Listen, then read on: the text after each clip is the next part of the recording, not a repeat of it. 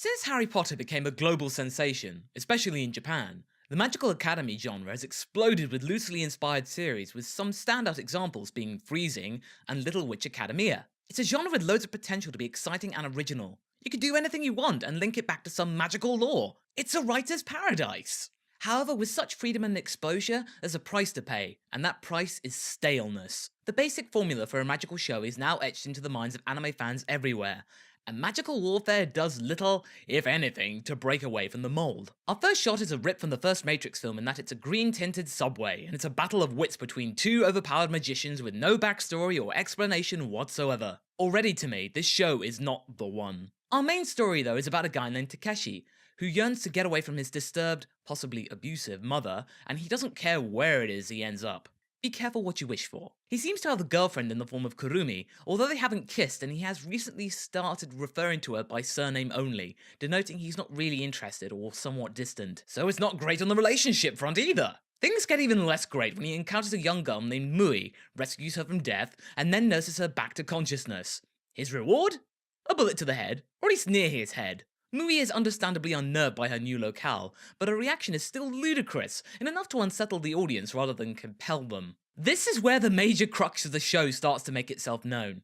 Mui is on the run from her brother, although he has a case of plot-driven amnesia, and his goons, and this inevitably leads to a scene where there's loads of fighting. Fighty fighty! Somewhere in this mess, Takeshi has suddenly acquired the ability to see his opponent and dodge. And not much else. He has the evasive ability, the power to run away. Wow. If it had been called agility, then it would sound cooler and less cowardly. The scene in its entirety sums up the majority of the flaws of this show. Mui being merely a love interest slash plot waterfall. Imbalanced and confusing physics, half-baked lore and fighting mechanics, and overall uninspired character designs.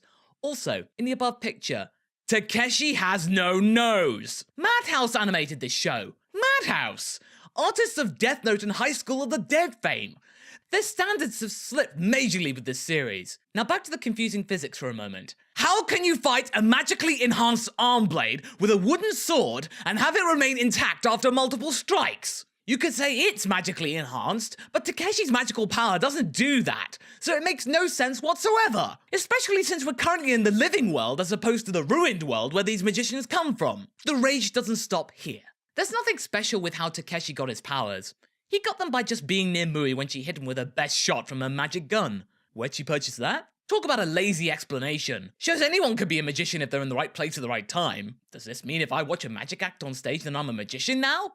Awesome. Then we have Kurumi and Takeshi's friend Kazumi roped into the story by also being nearby when the magic takes place. They get powers too. Kazumi gets fire powers, and it's clear that he's the story's clown with his goofy reaction getting a giggle. Then we have Kurumi's corporeal transfiguration power, which causes her breasts to grow in size.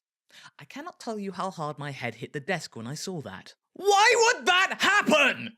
It breaks the flow of the story and makes you realize that this show is trying whatever it can to get you to still watch after being exposed to such bland and formulaic storytelling. In the end, the three new magicians are transported to the ruined world and are overloaded with more exposition from Mui, whose character is further diminished and replaced with plot. It's sad, but that's what she is in the end. It's like the show wants to get as much lore out of the way as soon as possible, but in doing so it alienates and bamboozles the viewer with too many facts and lore too early into proceedings. The experience is ruined.